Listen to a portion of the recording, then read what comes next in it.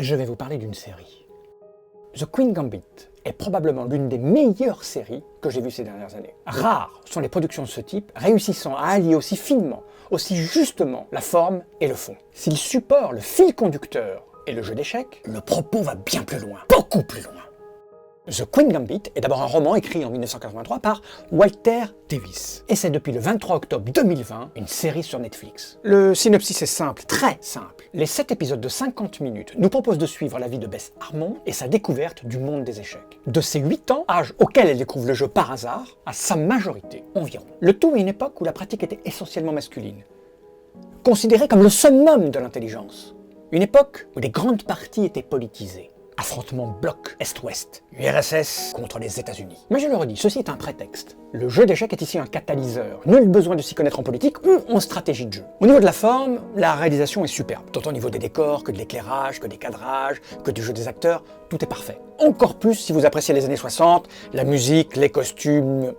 C'est juste parfait. C'est subtil, c'est beau, c'est somptueux. Les acteurs sont absolument incroyables. L'actrice principale, Anya Taylor-Joy, est juste parfaite. Isla Johnson, qui joue le personnage principal à l'âge de 8 ans, est absolument incroyable, fascinante. Et j'avoue avoir eu un petit coup de cœur pour l'acteur polonais Marcin Dorowzinski, qui joue le joueur d'échecs russe, Vasily Borgov. Il est d'une finesse qui n'a d'égal que la sobriété de son costume.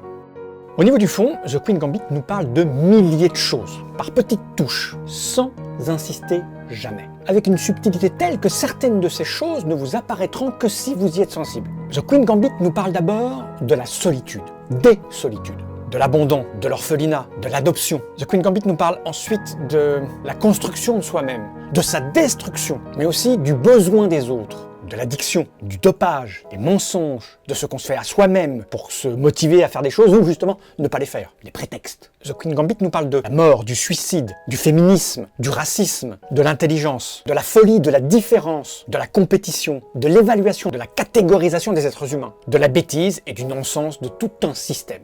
Et au final, The Queen's Gambit nous parle de qui on est, comment on se construit et de notre place dans le monde.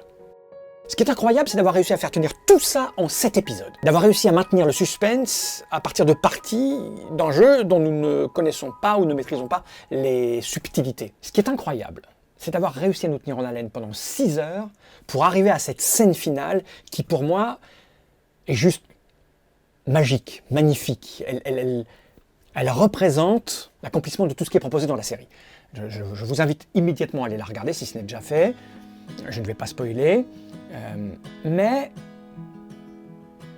regardez-la en version originale, s'il vous plaît. Il faut absolument la regarder en version originale.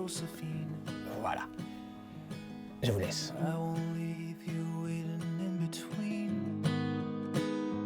And the cigarette you bummed from me is almost burning.